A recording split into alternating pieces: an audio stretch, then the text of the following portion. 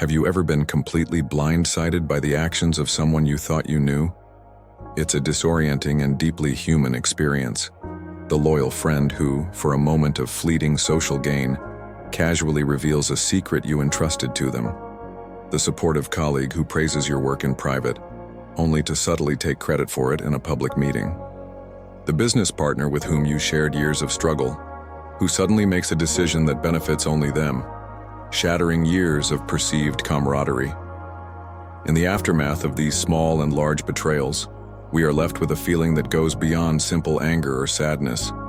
It is a profound and dizzying confusion. We replay the events in our minds, searching for a logic that isn't there, and we tell ourselves, it just doesn't make sense. That's not who I thought they were. The source of this chronic confusion lies in a fundamental error of translation. We spend our lives trying to understand the world using a flawed dictionary. It is a beautiful dictionary, filled with noble words like loyalty, love, friendship, integrity, and fairness. We learn their definitions, we believe in them, and we operate under the naive and hopeful assumption that everyone else is reading from the same book. We judge people's character by their stated intentions, and we predict their behavior based on our emotional connection to them. And yet, time and time again, we are left feeling foolish, like a pawn in a game whose rules we do not understand. We see actions that have no correlation with the words we have been taught. The world feels chaotic, unpredictable, and ultimately unjust. But what if the problem is not that the world is chaotic? What if the problem is simply that we are using the wrong dictionary? What if, beneath the surface of our polite and civilized interactions, there is another language being spoken? A silent, invisible grammar of power, motivation, and self-interest that dictates the true meaning of every action. What if some people are fluent in this hidden language, while the rest of us are left to decipher the confusing poetry of what people say they believe? This is where we must turn to one of history's most feared and misunderstood thinkers, Niccolò Machiavelli. For 500 years, his name has been synonymous with evil, cynicism, and ruthless ambition.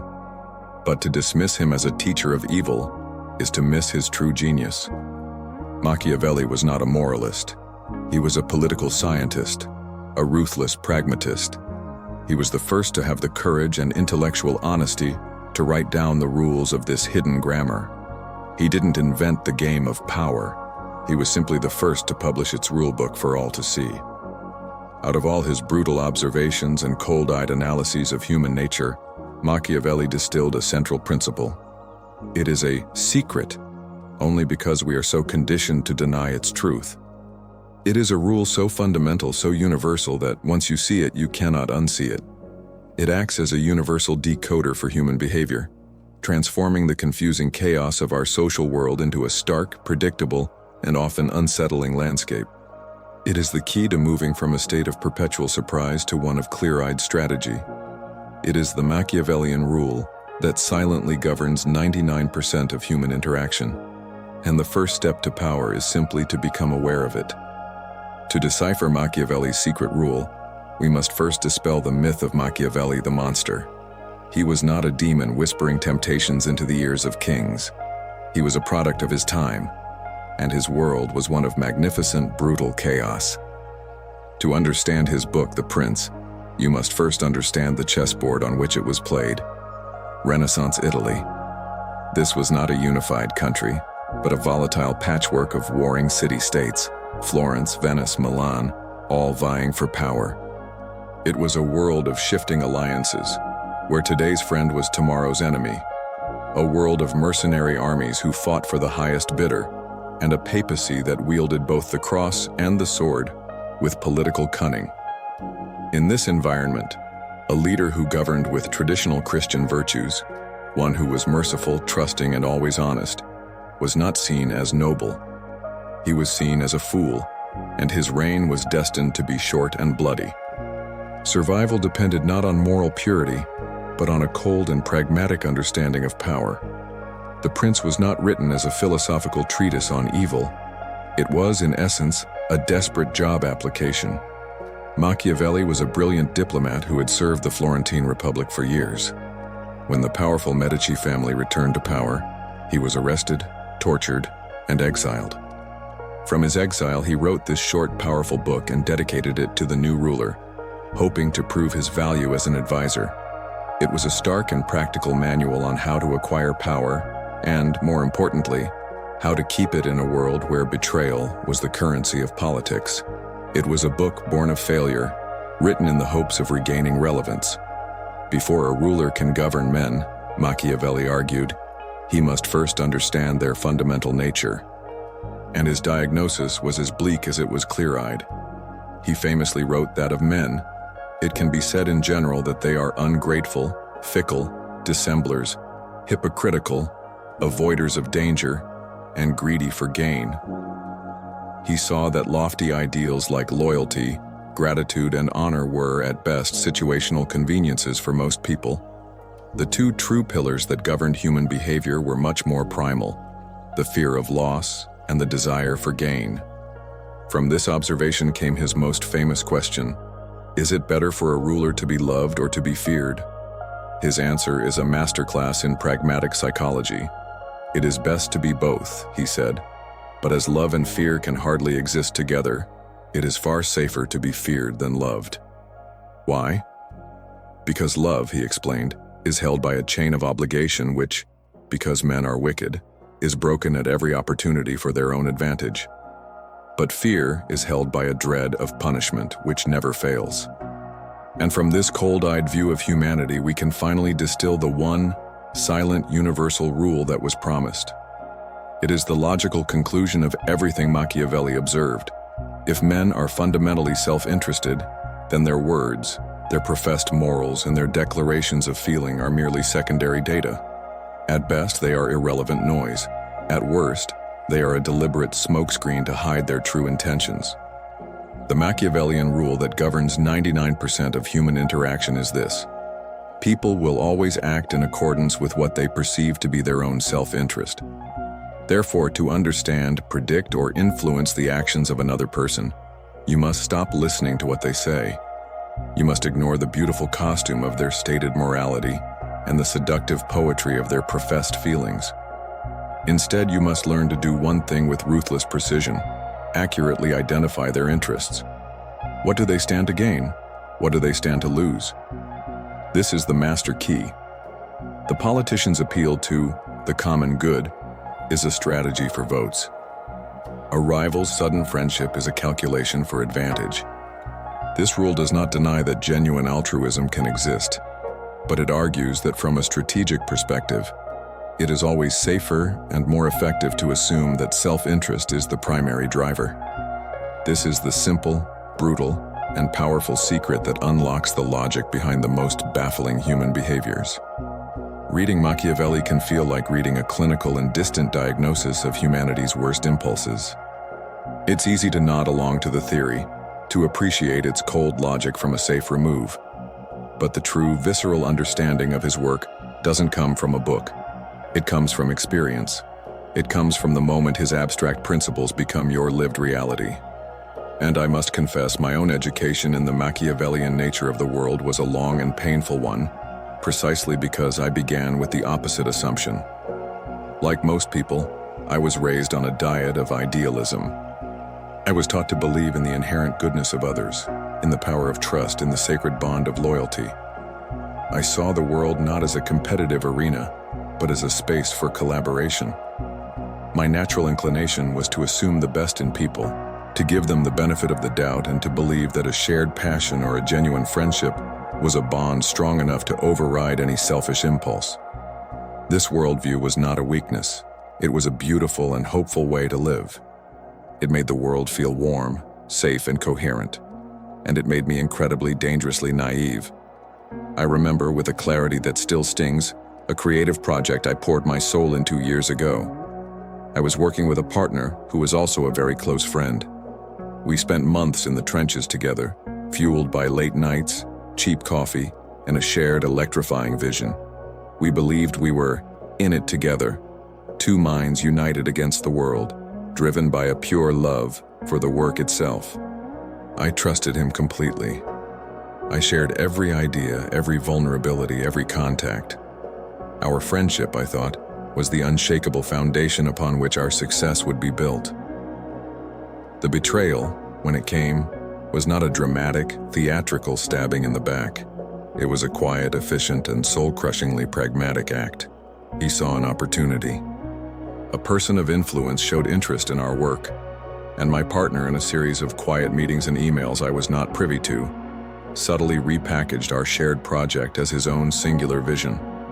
He minimized my contributions, absorbed our joint narrative into his personal brand, and when the opportunity was finally offered, he took it for himself, leaving me with nothing but the shock of a closed door. My initial reaction wasn't anger. It was a deep, disorienting confusion. There must be a misunderstanding, I told myself. He wouldn't do this. It goes against everything our friendship stood for. But there was no misunderstanding.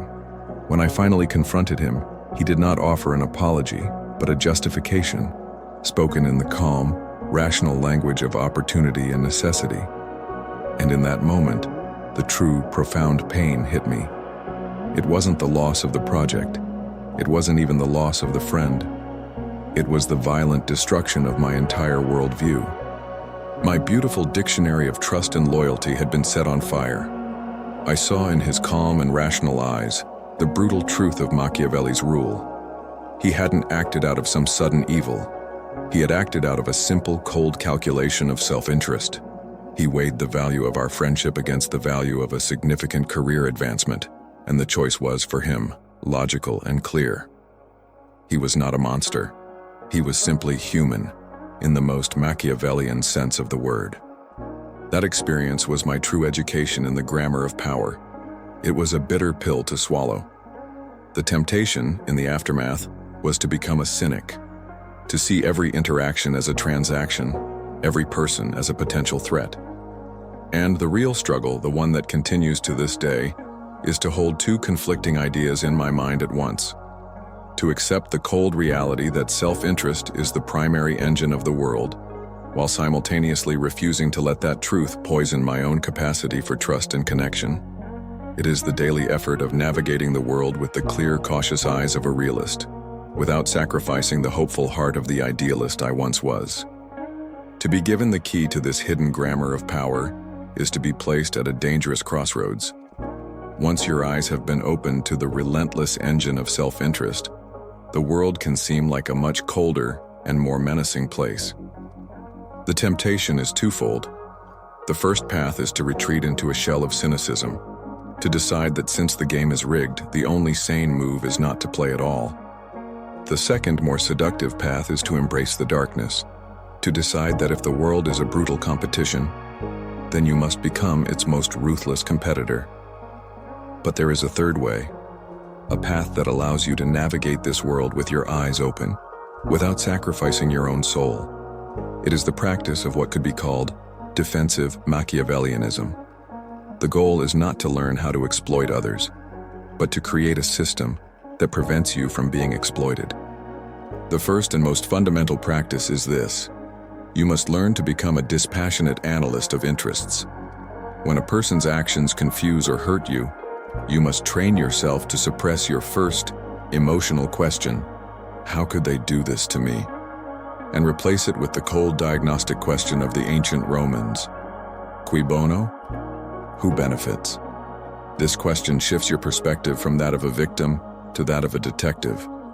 It forces you to remove your own ego from the equation and to look at the situation as a map of competing interests. What are this person's known ambitions? What are their hidden fears? What pressures are they under from their own superiors? By dispassionately mapping out their incentives, their seemingly irrational and hurtful action often becomes perfectly, chillingly logical. This practice is not about judging them as a good or bad person.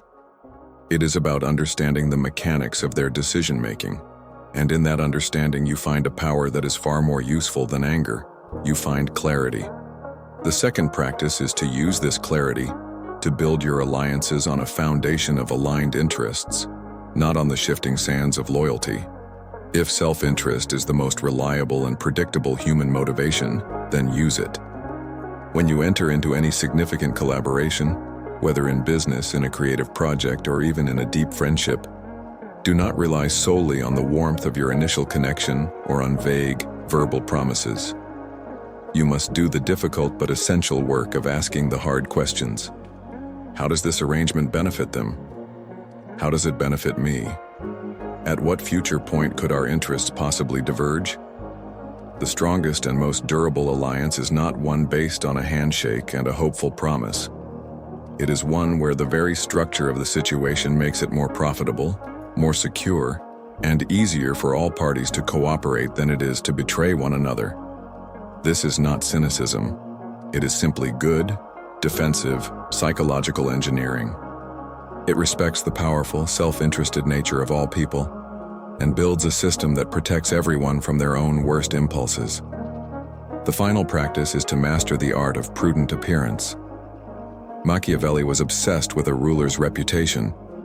He knew that a leader could not always afford to be virtuous, but he must, at all costs, appear to be virtuous. This is not a lesson in hypocrisy. It is a lesson in social intelligence. You can be a clear-eyed Machiavellian analyst in the privacy of your own mind, but in your public interactions, you must practice grace, cordiality, and diplomacy.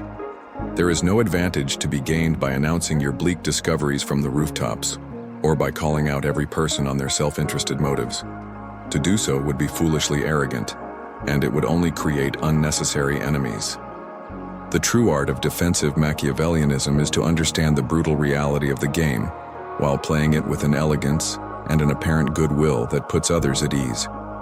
It is the wisdom to see the world through the eyes of a serpent, while presenting yourself to it with the gentle demeanor of a dove. This is how you protect your heart without poisoning it. We began this journey lost in a fog of confusion, perpetually surprised and wounded by the seemingly chaotic and unpredictable nature of human behavior. We felt like pawns in a complex game, governed by rules we could never quite understand. We were trying to navigate a treacherous landscape with a faulty map, one drawn with the beautiful but imaginary lines of pure loyalty, gratitude, and altruism. Now, we have found the true map. We have been given the secret rulebook, written 500 years ago. The Machiavellian rule, that self-interest is the silent engine of human interaction, does not magically make the world a kinder or more noble place. The game remains as ruthless as it ever was. The players are still by and large driven by the same primal motivations, but what has changed, irrevocably, is you. The confusion is gone. The perpetual surprise has been replaced by a stark and penetrating clarity. You are no longer navigating blindly. You can see the hidden currents of interest that move beneath the surface of every interaction. And in this clarity, there is a profound and potent kind of freedom. It is not the vulgar freedom of the tyrant, who uses this knowledge to manipulate and exploit others. It is a quieter, more personal, and far more valuable freedom. It is the freedom from the deep, personal sting of betrayal, for you now understand the cold mechanics that drive it. It is the freedom from the paralysis of surprise. It is the freedom of no longer being a pawn. You cannot change the nature of the game, but by understanding its single most important rule, you can finally choose how you wish to play it. You are no longer a victim of human nature, but a clear-eyed student of it. This journey into the cold heart of human strategy is just the beginning. If this deep dive into the hidden rules of power has given you a new and clearer lens through which to see the world, I invite you to subscribe for more lessons from history's most challenging thinkers. And now, I want to hear from you in the comments. Tell us about a time you learned the hard way that self-interest governs human interaction. Your story might be the dose of reality that someone else needs to finally open their eyes.